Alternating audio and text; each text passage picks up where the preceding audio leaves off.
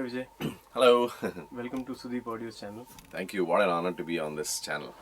Thank you for spending some time with us, and you're a very busy person these days as a singer, and congratulations on your film coming up soon in Kannada Yeah, as a composer. yeah. So congratulations in advance. Thank you so much. Thank you. You were one of the 4 singers who got us an Oscar. So could you share with us to begin with your Jai Ho journey? Jai Ho journey has been fantastic for many reasons. But especially for me, what I feel is yes, I've been doing jingles. I've been singing jingles for the last more than 10, 12 years. I used to do a lot of voiceovers. Just to roughly give an idea, probably I would have done more than 3,000 jingles in various Indian languages. But coming to what I want to say is, so while I was doing all that, and I was so busy doing jingles, and I think I always like to be a part of advertising family fraternity because it's given me so much, and not just because it's given me so much. It's just the fraternity that I love, the people in advertising. I'm so attached to them. I'm so much in love with all of them. Then when Jai Ho happened, suddenly it opened like 1,000 new doors for me, which I never expected to happen in life, especially in South India. Because I come from Mysore, Karnataka, people, the moment they realized, okay, there's a singer from here, South India, who is also been featured on the original Jai Ho track. If you hear those, if you hear the song, it's a couple of solo lines I've done it. Jai Ho, all those lines. That's your voice. Yeah, that's my voice. So in the original track. So when Jai Ho happened, in fact, something that that's so amazing. For whatever reasons, when initially the song came out, my name was missing, Okay. and then when it got nominated for Golden Globe and all, that's when I took it up seriously, and I wrote a mail to Rahman sir. Sir, the Jai Ho, I'm also one of the singers, and I don't know, could be someone's just a small error. It's Correct. nobody would have done it intentionally, obviously. It happens. But look at the response. I get the response from him. He was so busy. He was so caught up with so many things. I think he was in US or something because he was just going to Golden Globe and all that. I write a mail and immediately I get a reply that this will be taken care. And within no time, I see my name everywhere on the internet. And the next lot that came out had my name. So, I really want to thank AR Rahman Saab for making sure that everybody gets their credit. So if that had not happened, probably I would have got missed out with this whole glory that came to so many people, and I am also one among them. So, but even otherwise, I'm so grateful to AR Rahman Saab for all the good things he's done to so many musicians and singers, and I feel lucky to be one among that list. How's your experience with him been? Because many people want to know how he works. He works at night, and he calls people at 2 o'clock in the morning that take the next flight to Chennai and come and record. So in your case, how is it been? I never. Yes, he likes to work. In fact, it's a myth that he only works in the night. The fact is he has only 24 hours, out of which he I think works almost 20 to 22 hours, and he's also working during the day because he's working in two time zones. He's working for people there. When it's day there, it's night here. When it's night here, sorry, when it's night there, it's day here. So he's working for different time zone, different people from different continents, and he's working around the clock. Some get to work with him. I've worked with him on many songs at 11 in the morning. You kind of get called the previous night or something, or it's well planned? And No, many. It could be anything. I mean, probably he's working on a song and he suddenly feels that probably I should feature so and so singer. Or, for example, okay, he decides to feature me on a song, and he just tells his manager to check if I'm available, and if I'm available, frankly, even if he calls me at any time of the day, I am always ready to run because working with him is of course an honor, privilege, everything, but being with him is even more special for me. It's just his presence and we are there with him. Even we are not working, That's one place where you know, even if they make you sit for like 10 days doing nothing, you still feel happy and very inspired. One thing that I have definitely noticed working with Rahman Saab, I've done, by God's grace, I've done so many songs now in various languages Yes. for him. I traveled with him uh, on his world tour, Jai Ho world tour, all over the world. Also, in the sense, so many continents. Yes. One thing I noticed is if he decides to cast a singer, he exactly knows what he or she can do and what they cannot do. So he will never push you to a very uncomfortable zone where you're not happy to sing or anything.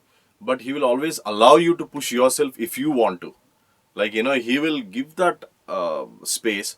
And you, as an artist, if you want to push yourself and explore yourself and give something new that will surprise you as an artist, he will give that opportunity.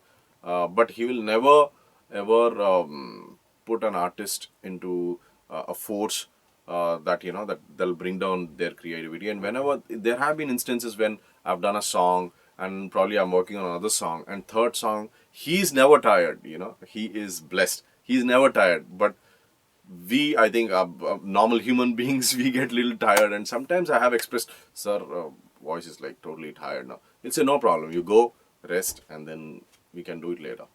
So it's always pleasure and very comfortable working with sir. Right. Speaking about your voice getting tired and all, as a singer, do you do any vocal exercises or avoid certain kind of food? Because you have to travel, you can't Yeah. be finicky all the time. I guess every individual is so different. Every singer is so different. You know, some have uh, of s- uh, everybody. The body is so different. I have certain limitations. There's certain things that doesn't suit me more than my voice. Oh, probably it'll give me a headache or something. I could be allergic to some food. So I generally take care because there's so many commitments that you have. You have to perform. You know, you have thousands of people gathered to listen to you. You cannot say, you know, yesterday I had potatoes and, you know, it's not working. So you can't give any Excuse. excuse. So, and I guess this is the case with every artist. He could be a singer, he could be a musician, he could be anything. But in my case, one thing I always try to make sure is, uh, because we travel a lot uh, off late because of the concerts, I keep traveling to different time zones also. So lack of sleep could be one big damage to your system in general and especially to your voice. So I always make sure that I get good sleep. Even if I'm traveling, I'll try and catch up with sleep. Otherwise, rest is the first exercise I think I would advise to all singers. Giving rest to your voice is the very first exercise that you should be doing. Next is understand your own system. Not every practice will work for every singer.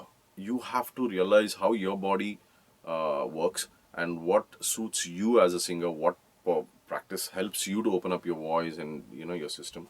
So I also have my own method of working. Okay.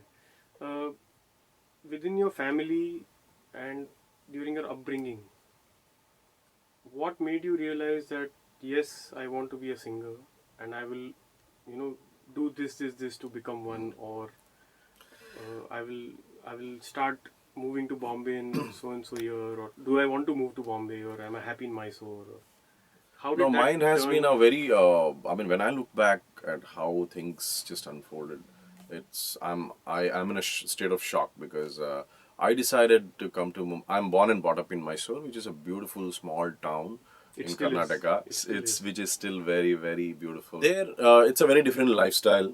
Your dreams are different.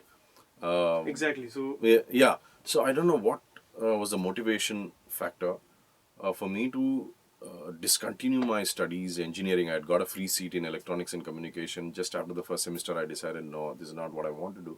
And then just as like a stranger, I came to this big city, Mumbai. And of course, now, 15 years later, when I look back, and now when I look at myself, I thank this city, the people who live here, for being so kind and generous and for accepting so many people like me into their system and allow them to grow, allow them to become a part of the system. today I happily say I'm a Mumbaiker because, you know, I just got, I got to the city with my dreams, but today, you know, whatever in little way or in a big way, but I'm able to um, walk through the path that I decided to walk. So Mumbai, suddenly I decided that I have to go to Mumbai and just try out. And when I came to the city, trust me, there's not even a single friend or a relative, nobody I had except for me, myself, and my dreams and my passion and the drive, and of course the Almighty, the God was. I mean, I truly believe that there is an external force that always guides you, but it's up to you how you decide which path. There are always two paths running parallel, and it's up to you which path you want to take. And then if you choose the right path, in your understanding, then right things keeps happening. And that way I just came to Mumbai, met so many lovely people.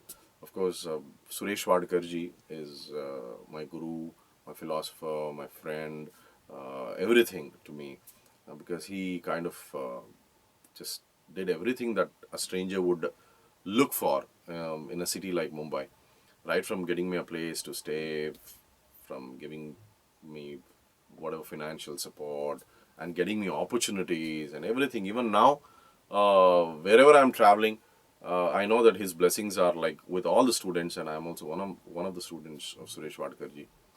So it's been a wonderful journey in Mumbai. Any point when you were kind of, kind of establishing yourself and making connections with music directors, did you ever feel, oh, let me go back, or no, I can't handle it? Was there ever that weak moment you came across? Because it's never a smooth ride for anyone. Yeah, luckily, in my case, yes, there was a lot of anxiety when I came to this place because, I trust me, I came to this place with $700 in my pocket. That's all I had. With your parents' wishing? Initially, it was my decision to just come here. Were they okay with? But then, like any parent, they also wanted me to complete engineering, finish my engineering, all that. But they were so kind and so mature. When I look back, when I told them, I cannot do engineering. I mean, I'm not able to focus on that.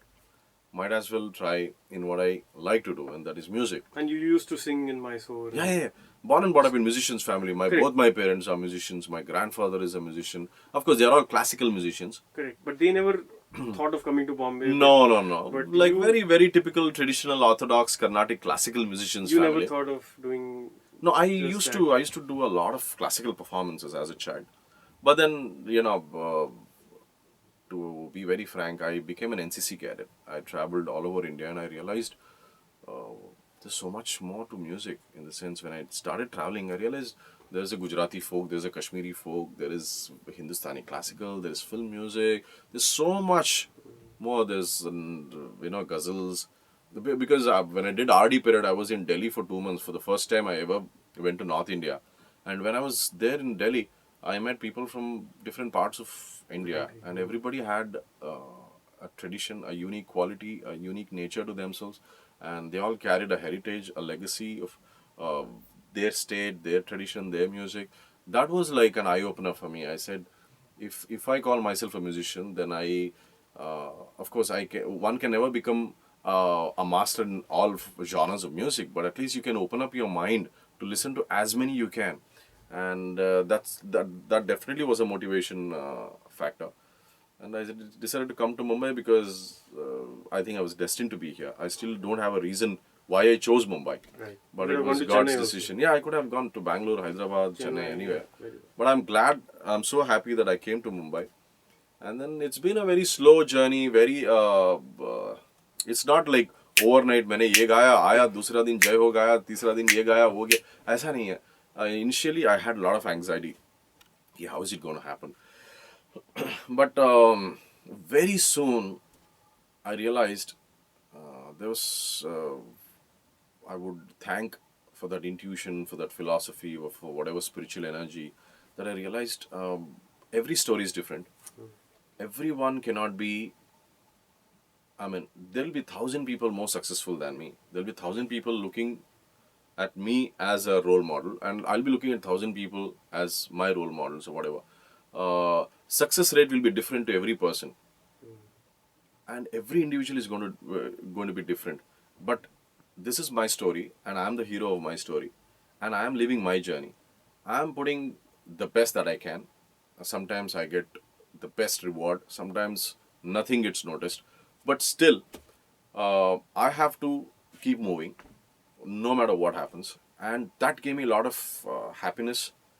And of course, the fire in me to do more will never die. I always want to. I wake up every morning to create something extraordinary as a musician. Don't worry about. Don't get that anxiety in you.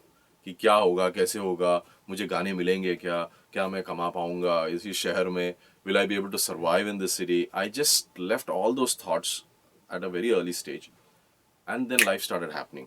Now, as you see, I'm sitting in my own small studio. It could be a small studio, but it's my studio. You know, this is a place. I have a dubbing room. I sing, I record whatever I want. I have people working for me, uh, kindly taking care of me. I have my own family. A place where I came with nothing. And today I have my own small empire. And I'm the king of that small A empire. lot of these reality shows now, you yourself were a participant in a reality show, minus the SMS age. I mean, there was no SMS, no mobile phone in that 90s, Yeah. right? Compared to what things were then to what they are now, I've met a lot of participants who say they just want to be seen on TV, that's why they take part. So obviously what you said, that the fire of singing or that passion for your art is the driving force. Yeah. For many who come is just being seen on TV and do some time pass and go. What would you advise such talented people who want to sing but don't want to take this path of I reality? feel reality shows are one beautiful platform for many talented people. Yes, every path will have some difficulties, some like pros and cons for everything. Uh, for those who, but having said that, reality show is not the only path for you to enter the industry. You need not be a reality show singer to get into the industry, Or winner. or a winner, or a loser, whatever it is. You can be like, you know, a general singer who is, I'm sure there are many talented people, and also thanks to internet and, you know, just the fact that you can enter a digital world and listen to any music that you want to of any region. You can just go to a Brazilian artist, listen to him. Suddenly you go to, you know, Australian some artist, or you can go to Russian, Chinese, or any form of any kind of music that you want to hear, and that opens up your mind as a musician. uh, so once you feel that, you know, you want to enter this industry as a professional artist and you want to contribute whatever you know, reality show definitely is one wonderful path. Even otherwise, you can always, you know, finding people, getting in touch with people is no more difficulty. You can get in touch with biggest stars through so many, like there is Facebook, there is Twitter. I don't know how many people are getting connected thanks to the digital world and all these social network that we have. You can get in touch if you're really talented. Reaching out to a person you want to is not so difficult. It's not impossible. Yes, it is difficult, but it's not impossible. So try out whatever you want to. But having said that, if your intention is to make name and fame, then you're wrong, according to me. Name and fame is something that should happen naturally whenever it happens.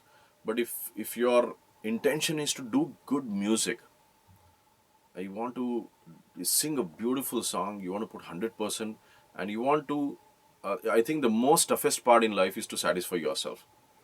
You know, we are always trying to do that gallery playing and making others happy, but there'll be very few moments when you will be really satisfied with your own work.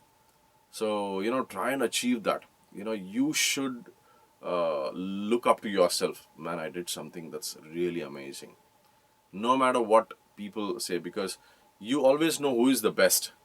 So if you want to reach out to that person, you have to evaluate yourself. So be sincere and honest to art that's blessed to you by God. You have such a wonderful singer on the channel, we can't just sign off without you not singing something.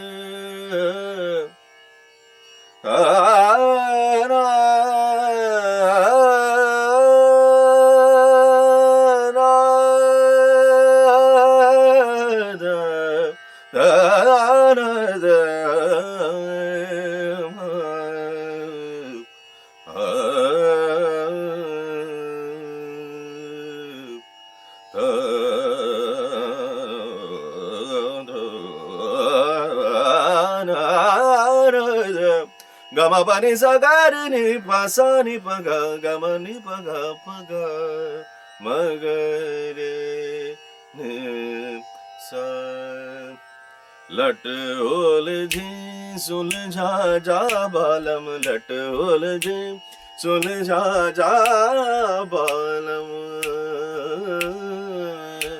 lat olji sulja balam lat olji सुलझा जा बालम माथे की बिंदिया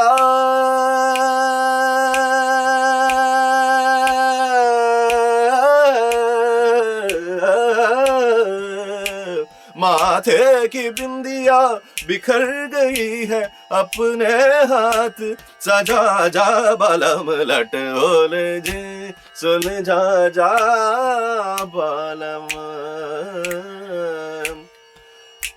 Gari ni sa pani pa sa ni sa pani ba gari ga sari ni sa ga ma ni sa ga ma ni sa ga ma pa pa pa pa pa pa pa pa ma pa ga ma pa ne ni da pa pa pa sa ni da pa pa ga pa pa ni pa pa pa ni ma pa ga ma sa ga ni pa ga ma gari sa ni pa ga ma gari sa ni pa ga ma gari sa ma gari sa ma gari sa ma gari sa lat ole je sul ja ja valam